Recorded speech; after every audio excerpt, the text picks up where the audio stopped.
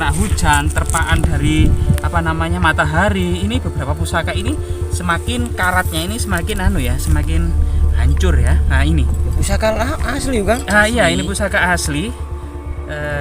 Kemungkinan era Majapahit ya. Ada beberapa jenis di sini. Yang terutama ada jenis yang seperti ini, diduga ini mata tombak gitu ya.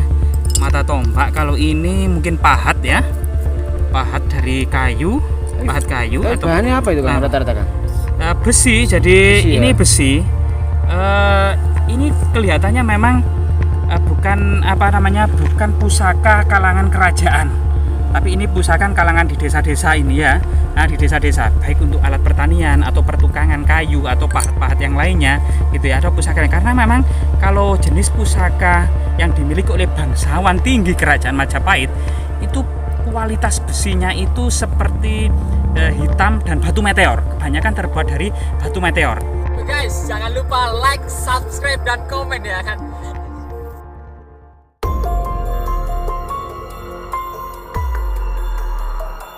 Ya, luar biasa sekali ya, banyak sekali tinggalan-tinggalan Majapahit yang saat ini baik itu berupa istana, situs keraton maupun percandian maupun bangunan suci yang lainnya. Sebagian masih berdiri kokoh dan sebagian berupa fragmen-fragmen berserak.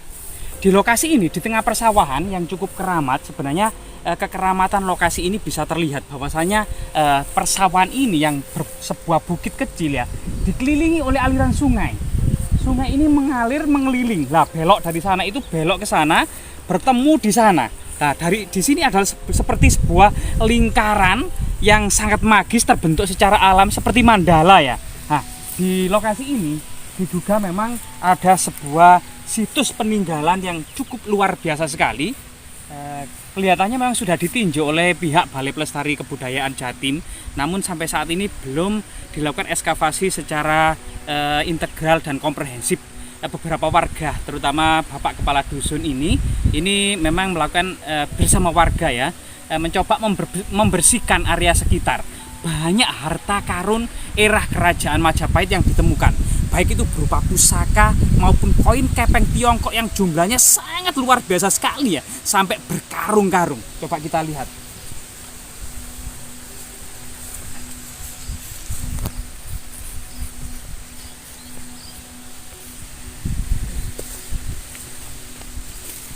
Jadi awalnya adalah sebuah gundukan yang dipenuhi dengan pepohonan, namun ada balok-balok batu candi terserak serta batu bata.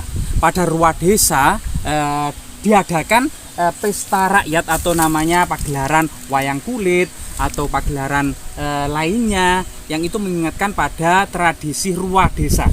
Misalnya di sini ya, kita akan melihat ada semacam bongkahan batu bata kuno yang sangat besar. Jadi ini batu bata kuno, bata kuno ini sudah ditemukan, artinya petunjuk di sini ada sebuah bangunan kuno. Coba kita lihat ya. Nah, ternyata di sinilah kemudian yang sudah ditata oleh warga setempat. Misalnya di sini ada semacam fragmen batu bata, diduga memang era kerajaan Majapahit ya. Nah, atau mungkin sebelum itu. Bahkan di sini ada struktur yang memanjang. Jadi ini ada struktur berpola ya yang di sana. Diduga ini adalah semacam talut ya, talut. Jadi batu batanya cukup lebar dan tebal, mirip dengan batu bata era Empu Sindok ya, sebagaimana situs Gemekan yang akhir-akhir ini kemudian diekskavasi, yang ternyata juga dulu dianggap sangat keramat oleh warga, sangat wingit gitu ya. Ternyata di dalamnya, di sumuran candi, ditemukan sebuah prasasti Gemekan ya, tahun 930 Masehi, masa Empu Sindok. Di sana banyak hal informasi tentang desa-desa sekitar pada abad ke-10 ini. Misalnya lemah tulis. Nah, misalnya banyak di situ, termasuk ada batas-batas semacam apa waktu itu ya, watak, namanya watak Waharu. Ada watak lagi, watak watak Hujung. Ada lagi watak Bawang dan watak yang lainnya. Di situ juga di prasasti Gemekan itu ada watak yang hampir-hampir tidak termuat dalam sejarah. Kalau nggak salah, watak panjang atau nggak salah namanya ya. Nah itu.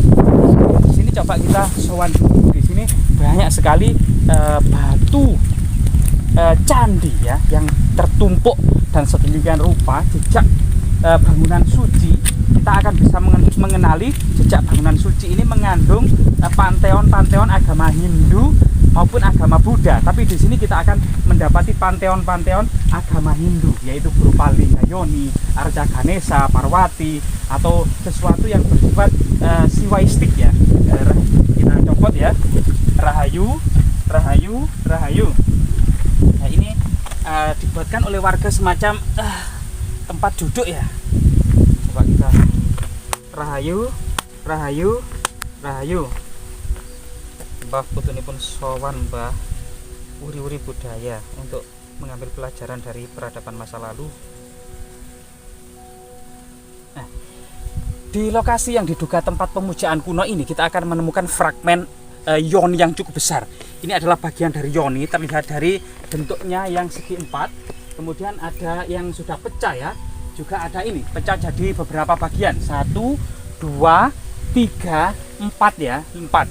Juga ada fragmen Ganesha, terlihat dari tangannya dan belalainya itu fragmen Ganesha ya. Fragmen Ganesha artinya memang di sini adalah jejak sebuah candi megah yang dan besar yang berciri agama Siwa ya, atau candi siwaistik. Semacam kalau di Jawa Tengah itu candi Prambanan itu beraliran Siwa, sedangkan candi Borobudur itu beraliran Buddha. Candi Sewu itu beraliran Buddha, candi Plausan itu beraliran Buddha gitu ya. Nah ini sedangkan banyak sekali candi-candi yang beraliran Hindu Siwa, termasuk candi Gedong Songo itu Siwa, candi Dieng itu juga beraliran siwaistik. Nah, selain itu banyak sekali selain balok-balok batu candi yang cukup melimpah serta batu-batu bata kuno. Selain itu juga banyak sekali ragam-ragam terakota ya. Di sini banyak sekali ragam-ragam terakota, fragmen tembikar, kemudian gentong, kemudian kuali, termasuk kemudian lapisan tiang atau terakota itu ya, lapisan-lapisan tiang. Nah, selain itu juga kalau di sini ini ada namanya, nah ini saya hampir lupa ini namanya. Namanya apa? Ini ukel. Ini namanya ukel, yaitu hiasan atap rumah yang terbuat dari genteng gitu ya. Biasanya pinggirnya, atasnya maupun pinggir-pinggirnya ini terdapat ukel. Ya, ini berbentuk seperti bungkul pakis sayur, yang artinya memang pakis sayur atau lengkung gelung ini lambang sebuah keabadian ya, yang ditaruh di atas rumah. Termasuk kemudian jejak-jejak wadah-wadah yang bersifat magis spiritual, tempat menaruh persajian. Nah itu juga ada kendi ya, ini anunya kendi gitu ya, anunya kendi itu banyak gitu. Kalau ini itu anunya tiang kayu. Berarti di sini dulu adalah megah pada masanya. Lah di sini gewel ya, gewel ukel. Nah ini gentengnya yang sekarang itu namanya wowong. Nah itu dipasang berjajar ke atas miring, itu namanya ukel. Jadi artinya di sini dulu bangunannya sudah menggunakan genteng tembikar gitu ya. Padahal kebanyakan juga bangunan pada masa Majapahit itu menggunakan ijuk ya, yang berwarna hitam seperti purah di Pulau Bali. Termasuk kemudian fragmen guci atau keramik Tiongkok dari berbagai dinasti. Ini cukup banyak dan sangat banyak sekali ya. Nah, ribuan ini ada banyak keramik Tiongkok yang berwarna kehijauan ini bisa kalau ini modern ya, kalau ini sudah modern artinya ini ada pada masa-masa tertentu, terutama pada masa Madya dan masa kolonial, ini masih diuri-uri oleh warga dalam sebuah persajian atau perdupaan. Dari ini sudah ada keramik yang sudah Eropa ya, keramik Eropa ya, yang mungkin dibawa oleh masa kolonial Belanda. Nah, sedangkan kemudian seperti ini kalau keramik Eropa masa kolonial ya. Sedangkan yang hijau-hijau ini keramik langka yang berwarna hijau ini bisa dinasti Sung ya, abad ke-13. Atau kebanyakan memang dinasti Ming. Hijau ini cukup langka, hijau-hijau ini ya. Nah ini yang putih-putih itu dinasti Ming. Kayak terbuat dari giok gitu. Iya, memang apa namanya glasur. Jadi di Tiongkok itu sudah ditemukan semacam teknologi glasur atau pengglasuran ya, pengglasuran. Awalnya memang dari batuan tertentu dengan pembakar yang cukup panas membentuk sebuah mangkok-mangkok kemudian dilapisi dengan glasur. Kalau yang tidak dilapisi dengan glasur itu berbentuknya seperti ini, kasar. Kemudian yang ini glasur-glasur ini. Di Jawa sendiri memang hampir-hampir belum terdapat lapisan glasur. Kalau keramik lokal ini masih terbuat dari tanah liat ya. Konon cuman ada beberapa yang sumber sejarah tapi masih minim gitu ya, di daerah Gresik gitu ya. Di Gosari kalau nggak salah itu ditemukan semacam perajin keramik yang sudah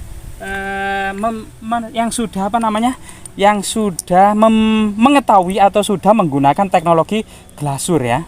Nah ini luar biasa sekali. Selain itu juga banyak sekali pusaka-pusaka yang ditemukan lah. Di sini sayang sekali ya, ini terkena hujan, kena terpaan apa namanya? Ini batu candi terkena hujan, terpaan dari apa namanya matahari. Ini beberapa pusaka ini semakin karatnya ini semakin semakin hancur ya. Nah ini. Ya, pusaka asli Kang. Iya, ini pusaka asli.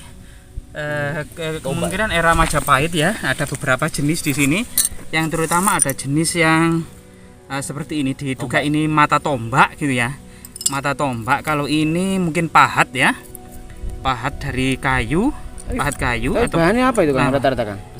Besi. Jadi besi, ini ya? besi. Ini kelihatannya memang bukan pusaka kalangan kerajaan. Tapi ini pusaka kalangan di desa-desa ini ya. Nah, di desa-desa baik untuk alat pertanian atau pertukangan kayu atau pahat-pahat yang lainnya gitu ya, ada pusaka. Karena memang kalau jenis pusaka yang dimiliki oleh bangsawan tinggi kerajaan Majapahit itu kualitas besinya itu seperti hitam dan batu meteor. Kebanyakan terbuat dari batu meteor. Sedangkan besi-besi biasa seperti ini diimpor dari Tiongkok dalam bentuk batangan-batangan besi gitu ya. Sedangkan pusaka-pusaka kuno sendiri yang dimiliki oleh para raja maupun para pendeta utama kerajaan Majapahit itu kebanyakan terbuat dari batu meteor. Jadi jenis besinya kebanyakan berlapis nikelnya itu lebih banyak daripada besinya, sehingga tidak gampang mengalami korosi atau tayang gitu ya. Karatan, terjadi karat yang cukup masif seperti ini. Namun memang besi pada umumnya memang terjadi sekuat-kuatnya besi itu akan dilumpuhkan oleh karatnya sendiri. Jadi kebanyakan memang keris-keris sakti itu kebanyakan memang yang pusaka-pusaka inti kerajaan itu terbuat dari batu meteor. Ini juga salah satu pusaka ini. Oh ya banyak sekali ternyata. Lah ini juga keramik yang cukup langka ini. Nah ini keramik yang sangat langka sekali, hijaunya hijau gelap ini cukup langka sekali gitu ya. Namun ini sudah dimakan usia gitu ya. Ini pada masa utuhnya ini sangat indah loh, ini warnanya hijau sekali seperti ini ya. Ini hijau yang juga cukup langka ini dan sangat tebal ini ya. Ini kemungkinan sebuah towong kalau masyarakat kuno yang mengatakan, kalau ya seperti mangkok-mangkok besar gitu ya. Nah, dan sangat tebal dan berat loh, ini ketebalannya seperti ini. Ya semoga situs-situs seperti ini ya, selain kemudian berbagai tinggalan pusaka keramik Tiongkok juga pernah ditemukan dan disimpan oleh di rumahnya Bapak Kepala Dusun, termasuk alat-alat batu dan ini lumpang ini Kang? Iya, ini lumpang batu bukan untuk menumbuk loh, karena ini bentuk kecil, tetapi ini ada lumpang batu berfungsi sebagai perdupaan dan persajian. Nah ini adalah batu gandek ya yang ditancapkan di lumpang-lumpang kecil ini sebagai lambang Linggayoni juga. Banyak batu gandek di sini. Yang anehnya juga di sini banyak batu-batu putih. Sedangkan di area pegunungan ini batu putih ini tidak ada. Batu putih ini ada di daerah pesisir ya, Lamongan, Tuban, Gresik gitu ya, termasuk di daerah pedalaman Tulungagung, Blitar dan lain sebagainya. Batu-batu putih seperti ini. Ini didatangkan biasanya untuk pembuatan arca-arca ya. Batu putihnya dalam bentuk yang sangat mewah. Nah ini ada kayak prasasti nih. Iya, kayak ada tulisan. Iya, kayak tulisan. Oh iya, prasasti nih. Nah ini mungkin ini fragmen, baru, kan? fragmen prasasti gitu ya. Kang, Iki belakangnya Kang. Iya ta? Belakangnya juga ada tulisan ya. Mbak, permisi Mbak, nuwun sewu Mbak, coba kita lihat belakangnya. Lah, Nah, ini ini juga ada semacam guratan seperti prasasti ya, tapi sudah aus gitu loh. Nah, jadi belakang depan ini kemungkinan ini benar-benar Prasasti fragmen ini. prasasti Karena yang memang sudah aus gitu ya. Yang ada di gemukan kan gini kan. Iya ya. Tapi bentuknya dulu bentuknya. bentuknya ini Pepet no Kang, pepet no kono sikat. jadi bentuk prasasti yang kemungkinan ini sudah aus gitu ya. Nah, prasastinya. Jadi huruf-hurufnya hampir sudah tidak kita kenali lagi, hanya beberapa saja lengkung-lengkung tertentu ini ya. Nah, ini kemungkinan juga ada prasasti yang menyangkut tentang bangunan suci ini, kapan dan bagaimana serta untuk apa bangunan suci ini didirikan. Biasanya seperti itu. Nah, luar Ini biasa batu sekali. apa Kang? Batu singgah sana nih Kang. Lah, Ini Kang. ini sebenarnya adalah bentuk bulat, cuman ini sudah aus, berhiaskan bunga teratai ini, masih kentara sedikit-sedikit. Bunga teratai sendiri pada masa kuno atau bahasa Sanskertanya disebut dengan Padma ya, bunga Padma. Sehingga model seperti ini disebut Padma Sana, yaitu sana itu tempat duduk, Padma itu bunga teratai, tempat duduk teratai atau tempat duduk bunga teratai gitu ya, Padma Sana. Yang Biasanya biasanya ini di untuk atasnya apa? itu Atanya? adalah arca. Oh, Jadi arca, ya. untuk meletakkan sebuah arca di atasnya, atau bisa jaya stamba, tugu kemenangan, atau juga bisa prasasti gitu ya. Nah, arca tersebut biasanya kemudian ada bagian yang agar tidak bergeser. Nah, loh, ternyata ada harta karun. Oh, ini untuk ngunci. Loh, iya. Ada uangnya Kang. Nah, kita tidak sengaja memang ternyata ada harta karun di ini ya, yaitu koin kepeng. Jadi bahkan koin-koin kepeng ini dari berbagai dinasti akan kita bisa mengenalinya dengan membacanya. Ini memang agak sulit karena huruf-hurufnya itu hampir-hampir tidak bisa terbaca. Jadi kalau teknik membaca koin kepeng, jadi yang berbentuk seperti manusia, itu harus kita taruh paling kiri ya, yang namanya bacanya adalah bau atau pau, artinya mata uang. Yang bawah itu berarti bacanya itu tong, artinya kaisar. Sedangkan dua angka yang atas dan kanan ini berarti nama kaisar. Misalnya Hongwu Tongbao, artinya mata uang kaisar Hongwu, yaitu Tongbao itu bo itu mata uang, tong itu kaisar, Hongwu itu nama kaisar. Hongwu Tongbao berarti nama kaisar dinasti Ming, yaitu pendiri dinasti Ming itu yang waktu itu adalah bernama Chu Yuanchang, dan mata uangnya itu masyarakat waktu itu mengenalnya dengan Kaisar Chu gitu ya. Ternyata masyarakat di mata uangnya sendiri ini disebut Hongwu. Jadi Kaisar Chu Yuanchang ini disebut Kaisar Hongwu, yaitu pendiri dinasti Ming ya. Nah, itu. Nah, selain itu juga, selain mata-mata uang seperti ini, prasasti dan berbagai tinggalan seperti ini, terutama balok-balok batu candi, sebenarnya di sini sudah tiap hari dijaga, baik siang maupun malam dijaga, terutama Bapak Kepala Dusun beserta warga yang menjaga lokasi ini dan melakukan penataan dan lain sebagainya ini ya. Semoga kemudian hal seperti ini segera ditanggapi oleh pihak terkait, dan kalau bisa segera dieskavasi, dilindungi, dan ditata sedemikian rupa bentuk aslinya seperti apa, karena masyarakat itu sangat-sangat kepingin bentuknya seperti apa, maupun harta karun yang kemungkinan masih tertimbun di bawah reruntuhan situs ini. Jasmira, jangan sekali-kali melupakan sejarah.